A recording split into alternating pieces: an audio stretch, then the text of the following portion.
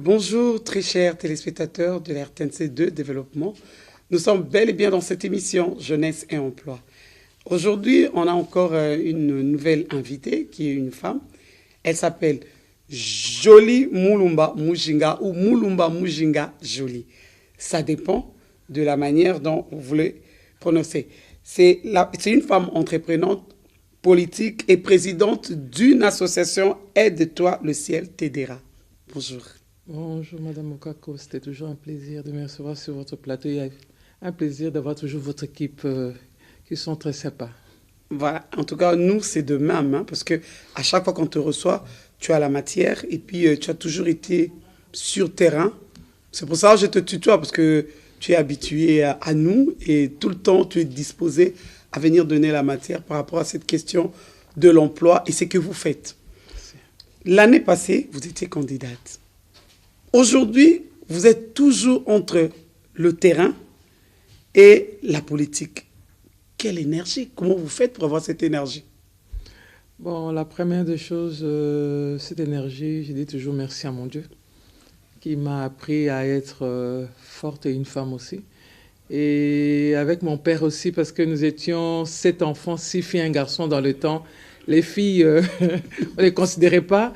Et notre papa nous a vraiment formés en étant qu'une femme doit être indépendante et doit s'en sortir malgré les situations. Elle doit toujours garder la tête haute malgré les échecs, malgré tout ce elle va avoir sur son parcours. Pendant que vous étiez dans la campagne l'année passée, qu'avez-vous découvert de nouveau? Parce que la campagne, faire battre campagne, rencontrer cette population que vous devez, si vous étiez élu, aller au Parlement pour défendre. Quelles sont les réalités? C'était comment? La petite histoire de l'expérience. Vraiment, c'était une expérience enrichissante parce que j'ai mes bases qui étaient dans le recoin de Tchangou. Et en allant, j'ai vu des femmes qui étaient démunies, qui avaient besoin qu'on les tende la main. Il y avait des hommes aussi, j'ai vu des chefs coutumiers qui m'ont dit « Maman, on te laisse la place, forme nos enfants, forme nos filles » parce qu'on se retrouve avec des filles de 16 ans qui avaient des bébés. C'était difficile. Le grand problème qu'on a eu, c'est l'infrastructure, les routes, impossible. Si vous n'avez pas des nerfs solides, vous n'y allez pas. En véhicule, c'était impossible. Il y avait un moment, il fallait descendre. En moto, quand vous arrivez, il y avait de l'eau et à un moment, vous devez descendre. Il fallait descendre de la moto, entrer dans le ravin, remonter les ravins pour aller de l'autre côté. Donc, et ça, vous avez fait? Ça, je fais. Donc, moi, je pense que vous me connaissez, rien ne m'arrête. Et j'ai découvert Tchangou. Parce qu'il y a des gens qui disent qu'ils connaissent Tchangou, mais ils ne connaissent pas Tchangou. Entre parenthèses, si je vous ai invité sur ce plateau, parce qu'il y a de jeunes femmes et hommes qui peuvent s'inspirer de la vision politique et d'être dans les ONG, qu'il y a des réalités, mais il y a des modèles. Et donc, vous êtes modèle. Allons-y. Je pense que et au fin fond, il y a des gens qui ont besoin qu'on les tende la main. C'est ça le travail que j'ai fait plus de 10 ans. Nous avons pu parler avec eux, parce que moi, je les ai appris, j'ai dit qu'aujourd'hui, je vous donne à manger, demain, je vous donne à manger, mais moi, je suis là pour vous apprendre à pêcher et vous nourrir. Ils étaient d'accord. Et ce n'est pas évident, parce que nous avons un problème de l'eau, il n'y a pas d'eau potable. Et il y a des moments pour aller déposer les enfants à l'école, ils doivent traverser la rivière. Alors si la rivière déborde, ils ne vont pas sortir d'elle. C'est quel coin? C'est précisément où? Île des Bateaux. Je suis parti à Île des Bateaux.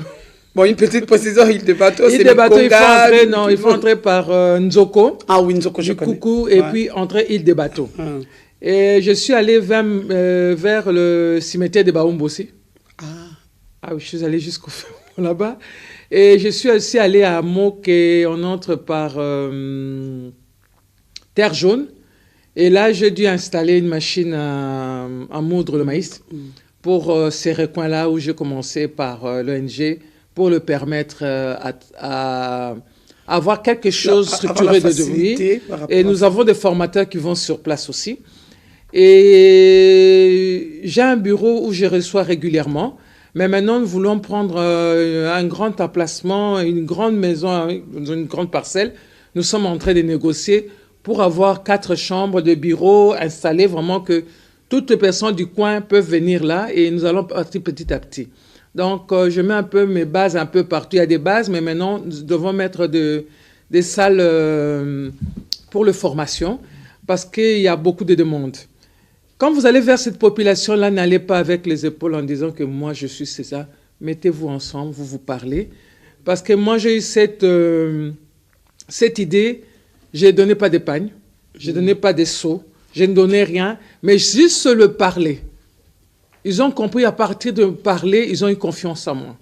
Et avec les jeunes qui m'accompagnaient, j'avais des jeunes Koulouna qui m'accompagnaient, des jeunes qui ne travaillaient pas, qui m'ont accompagné, parce que quand j'avais une délégation, parce que j'étais toujours à l'extérieur, et quand je prenais de camionnettes ou de transport, j'avais toujours des jeunes Koulouna avec moi quand j'avais fait le carnaval à Maluku. Parce qu'ils maîtrisent bien. Hein, ah oui, j'en ai vu de toutes les couleurs. Quand j'étais à Maluku, on était confrontés avec des Koulouna. Et heureusement que on avait plus ou moins 20 Koulouna qui étaient avec nous, qui disent « Maman, aide-nous à nous en sortir ». Parce que c'est à cause de vous que nous sommes venus des Koulouna. C'est à cause de l'argent. Parce que nous sommes là. Vous nous donnez de l'argent. Aujourd'hui, tu me dis d'aller attaquer une personne, je vais attaquer, tu me donnes $100. Qu'est-ce que je veux faire? Pour moi, ça devient normal d'attaquer les gens. Mais si tu me dis que maman, prends-moi, je fais une formation, je vais m'en sortir, je veux le faire. Mais nous ne sommes pas encadrés. Tant que vous nous donnez cet argent-là, qu'est-ce qu'on va en faire? On va dire, bon, c'est facile. Mais nous voulons la formation. Nous voulons nous en sortir. Il y a beaucoup de plaintes qui sont là. Les jeunes ont besoin de s'en sortir. Ils doivent être encadrés. C'est le travail que nous sommes en train de faire avec l'équipe. Nous pensons que nous allons nous réunir, nous allons entrer dans le ministère pour vraiment qu'on prenne en charge ces jeunes-là qui ont besoin de s'en sortir. Et pour moi, le combat, c'est l'entrepreneuriat et le développement. C'est ça mon grand combat. Et j'ai travaillé avec les mamans, donc les mamans maraîchères. Nous avons pris des emplacements. Il y a une maman qui a ses plates-bandes. Je donne l'argent. Et travaille en groupe avec le veuve, les femmes qui ne travaillent pas. Quand ils font sortir leurs légumes, il y a les bitekoutekou, les ngaïnga et tout, nous enlevons une partie, l'autre partie, ils vendent, ils se partagent entre eux et nous remettons cet argent à la caisse pour retravailler encore. Et maintenant, les difficultés que tu as rencontrées pendant cette petite expérience, malgré que c'est une grande expérience? Comme j'ai dit, c'est les transports et les difficultés de voir, comme je suis dans la lutte contre la drépanocytose, il y a beaucoup de problèmes de drépanocytose dans ces enfants-là. C'est vrai? Oui. Et pourquoi? Parce qu'il y a des campagnes qui s'y font. Non, au fin fond, non. Ah, non. Et ils ne savent pas ça, ils sont dans les fins fonds. Parce que moi, quand je suis là, je vois un enfant, je détecte directement que c'est un enfant qui a la drépanocytose. Ils ne savent pas, ce sont des jeunes qui sont entre eux, ils mettent au monde et l'enfant est cet enfant a toujours été à l'hôpital, mais ça ne va pas. Et nous sommes là, nous mettons tout en ordre, en projet pour que tous les dispensaires qui sont aux alentours soient dotés des tests pour voir si ces enfants sont électrophoreuses. C'est vraiment, il faut vraiment... Ça coûte quand même un peu plus cher, hein, $15. C'est ça que nous voulons. Nous avons introduit une demande à la fondation de Maman Denise pour qu'elle nous permette qu'il y ait toujours des demandes qu'on aille sur place pour faire ces tests-là. Parce que si nous remarquons, c'est vraiment dans nos familles. C'est ancré dans la population. C'est une maladie qui est là.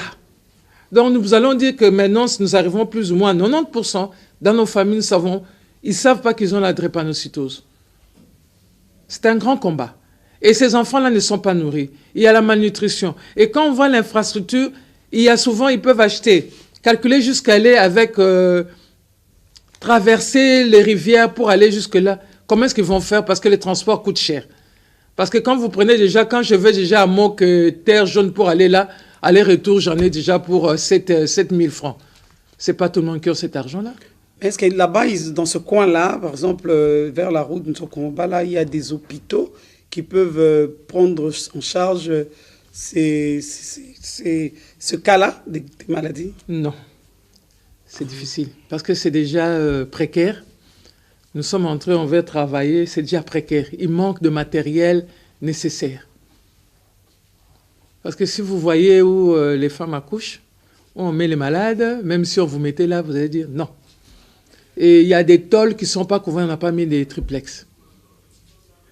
Mais pour eux, ils trouvent ça normal. Mais tant que moi, je ne trouve pas normal, on est en train de travailler. Je dis que je n'ai pas beaucoup d'argent, mais je vais demander vraiment cri d'alarme, que les partenaires vraiment bougent, parce que ça ne va pas. Ne voyons pas que nous, au fin fond de Kinshasa, il y a des gens qui souffrent, qui pleurent. Ils se disent, maman, tu es là, école là. Même école primaire. Il n'y a pas d'école là-bas? Il y a des écoles qui n'ont pas d'étole. Il y a d'autres écoles que j'étais obligé, j'ai donné de l'argent pour qu'ils achètent des tôles. D'autres recoins, il n'y a pas d'école, il faut traverser, marcher plus ou moins 3 à 4 kilomètres. Et quand il pleut, c'est les dégâts. C'est les dégâts. Mais non, après cette expérience politique où vous étiez candidate malheureuse, malgré que c'est pas comme ça, mais bon, c'est comme ça que la population aime bien parler. Vous continuez encore la lutte dès janvier, vous êtes sur terrain avec votre ONG Aide-toi le CLTDRA, et puis vous faites des conférences au mois de mars. Pourquoi tout ça pendant que les gens sont en train de faufiler dans leur groupement politique, chercher des postes, mais vous êtes là en train de œuvrer toujours pour la cause de la population? Moi, dès le départ, je suis une femme sereine et j'ai dit que l'échec nous permet de reculer pour mieux sauter. Et je ne veux pas me décourager parce que mon ONG, ça fait plus de 10 ans. Et je ne veux pas lâcher mon équipe pour cette expérience qui n'a pas marché. Je continue avec le peu que j'ai. Et la grande partie, c'est l'organisation. Quand vous ne savez pas vous organiser, vous n'arriverez pas. C'est pourquoi il y a beaucoup qui sont par terre. Oui, moi, je me suis organisé. Moi, je me suis organisé du début à la fin. J'étais la gestionnaire de mon argent, de tout. Donc, c'est moi qui ai géré tout du début à la fin. C'est en ce moment que nous sommes en sortie et tout ça, parce que chaque fois que je me déplaçais, j'avais toujours 4 ou 5 chaînes qui étaient avec moi. Il faut voir les dépenses qu'il y avait. Mais ma base était un peu triste. Mais j'ai fait de mon mieux d'aller dans chaque base, leur dire merci. On a mangé, on a bu, on s'en sort et tout. Donc, je continue. Je continue. Je n'ai pas dit que la vie s'arrête. Vous n'étiez pas déçus comme certains qui ont investi 50 000% que ça va aller et puis je veux récupérer. Mais vous étiez sereine parce que vous êtes d'abord une femme de terrain et puis cette expérience ne vous a pas découragé de continuer votre route. Non, ça ne m'a pas découragé parce que je continue avec mon ONG. J'ai fait des conférences. Vous avez vu déjà que je suis allé sur terrain. Je parle avec ma base. Il y a des projets qui sont en route. Bon, ce samedi, j'ai encore réunion avec mon équipe. J'ai une équipe aussi de football que je vais aller l'après-midi aller les assister parce qu'il y a l'équipe de football. Moi, je suis la marraine. C'est surtout ces jeunes-là, on va les apprendre à lire et écrire. C'est ça que moi, je veux prendre. L'équipe, juste dans le cadre de leurs exercices physiques. Des formations et tout ça, des jeunes qui vont sortir de là et peut-être dans d'autres clubs. Mais plus pour leur encadrer à lire et à écrire et des formations aussi. Nous sommes à la recherche de parrains qui peuvent sponsoriser ces jeunes-là pour les études parce qu'on dit que vous avez le football samedi, dimanche, mais vous ne pouvez pas rester à la maison. Ceux qui veulent faire la mécanique, on a déjà une liste, c'est un projet qu'ils amènent ça ce samedi. On va travailler, on met tout en place. Donc, c'est ce que j'ai toujours fait, je continuerai à le faire malgré tout parce que je sais que je reculais, j'ai sauté et je sais que l'avenir me réserve quelque chose de bon. Oui, ça se sent, ça se sent. Déjà, l'avenir, pour enchérir un peu, nous a donné quelque chose de bon. Après 64 ans, il y a une femme, malgré que ça fait débat. Ah non, ça, j'étais contente, j'ai sauté. D'accord. Parce que pour une fois, il y a une femme qui va être à ses postes. On lui donne sa chance. Parce qu'une femme a beaucoup de capacités. Comment on peut dire? Il y a l'homme et la femme, nous sommes deux à la maison. Quand nous réveillons le matin, moi je fais à manger, je m'occupe de mon mari, des enfants et tout. Nous allons tous au travail. Mais moi je suis au travail, je m'occupe de la bonne qui reste à la maison. Il y a ma belle famille qui m'embête. Il y a ma famille qui est là. Il y a mes collègues qui sont là en train de m'embêter. Et tu gères? Je gère tout. Et quand je rentre du boulot, monsieur, il était bien en costard, il est parti en son travail avec ses collègues et tout. Il rentre... Il pose des questions. Oui, je m'occupe de messieurs, je m'occupe des enfants et tout. Et vous allez dire que cette femme n'a pas de capacités. Et souvent, ces femmes-là, elle est aussi enceinte, elle prend tout en charge. Elle a tout le ministère avec elle. Donc, laissons-la, elle va travailler, elle va faire ce qu'il faut. Mes chères sœurs, soutenons notre sœur. Les hommes, soutenons notre Premier ministre. Laissons le blabla, laissez-lui la chance qu'elle travaille, elle va vous prouver qu'elle est capable de le faire. Donc, c'est juste un travail, c'est pas quelque chose de nouveau, parce que les gens pensent que femme, le travail là, c'est pas pour femmes. Parce qu'il y a des gens comme ça qui ont vraiment jasé. En Allemagne, il y avait Angela Merkel, elle a dirigé combien de temps? Comme c'est blanc, les gens pensent que... Ah non, donnez la chance. Mais au Libéral, il y avait une dame qui a dirigé le pays. Ah oui. Laissons la femme, elle est là, ça nous fait plaisir, les mamans, applaudissons, soutenons-la. On va vers l'avant et moi, pour moi, je sais, je suis contente. On en a pour 5 ans et elle va bien travailler. Et puis, elle a un CV. Elle a un CV, bon, elle est mariée, elle a des enfants, elle a ses occupations, mais elle va travailler pour notre pays. Et merci beaucoup à notre cher président. Merci. Masculinité positive. C'est ça.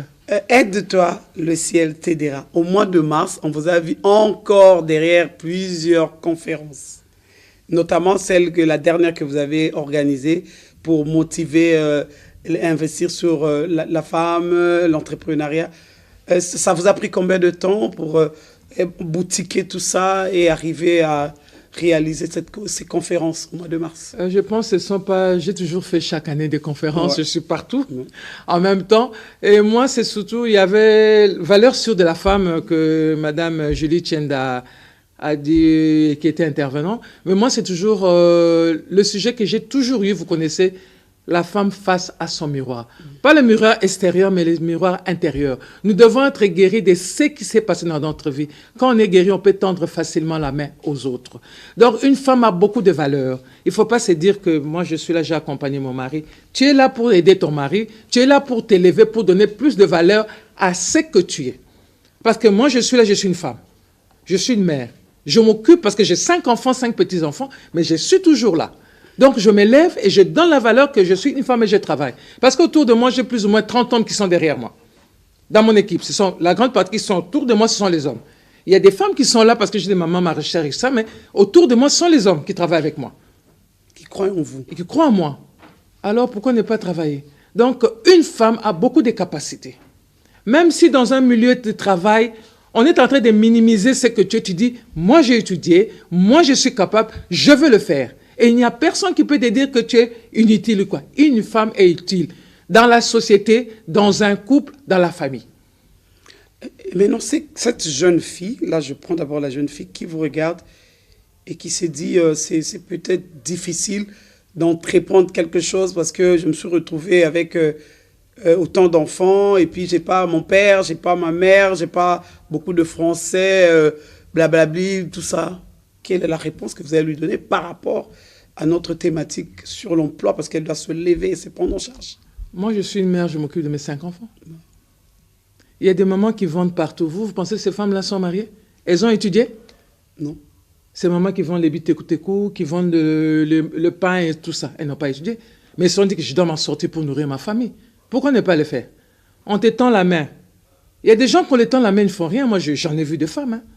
Non, elle veut toujours qu'on lui donne, qu'on lui donne, qu'on lui donne. Quand tu arrêtes, au comité à Mabé. Mais on doit s'en sortir, on dirait qu'on va s'en sortir. Il y a des familles qui sont là, qui sont démunies, qui n'ont personne pour les aider. Mais ce sont ces femmes-là qui travaillent. Ce sont ces femmes-là qui nourrissent leur maison. Et des fois, elle est là, son mari est alité, son malade, parce que je me suis retrouvée avec beaucoup de femmes qui vendent les bitektoku. Le mari est malade à la maison. Elle doit nourrir son mari, elle doit soigner son mari, elle doit s'occuper de ses enfants. Et elle est toujours matinale. Et ce sont des femmes pareilles que moi j'aime. Il ne faut pas se décourager. Tu dis que j'ai un enfant avec moi, je ne vais rien faire. Tu peux faire quelque chose, mais tu dois apprendre à soigner ton comportement. Tu dois dire que je vais me prendre en main et tu vas t'en sortir. Ton intérieur. Oui, oui. Il y a beaucoup de formations qui est là. Il y a beaucoup de ONG qui donnent des formations pour les jeunes filles. Allez-y. Frappez dans les portes des ONG, allez chez les gens demander le travail, allez vraiment dire que maintenant moi je veux faire quelque chose. Moi chez moi j'ai une femme, une veuve qui gère tous mes terrains agricoles de Kinshasa à Bateke. Elle a 5 enfants, une veuve, mais elle gère tout ça. Comment elle fait? Elle s'organise. Elle s'organise. Et des fois elle peut venir chez moi parce que c'est la seule qui peut entrer chez moi pour nettoyer, à faire à manger parce que c'est des nets, ça c'est pas évident. On va s'en sortir. Une femme a beaucoup de capacités. Elle a cette force qui est en elle, qu'elle fait ressortir. Parce que nous portons les enfants 9 mois. En 9 mois, qu'est-ce que nous n'avons pas, nous les mamans? On en voit de toutes les couleurs, et puis cet enfant, quand il sort, c'est ça qu'on doit faire. Maintenant, à ce jeune homme ou les messieurs qui pensent négativement sur cette question de pousser la jeune fille ou la maman d'entreprendre. Parce qu'aujourd'hui, il y a certaines filles ou femmes sont un peu léthargiques à cause de la mauvaise parole.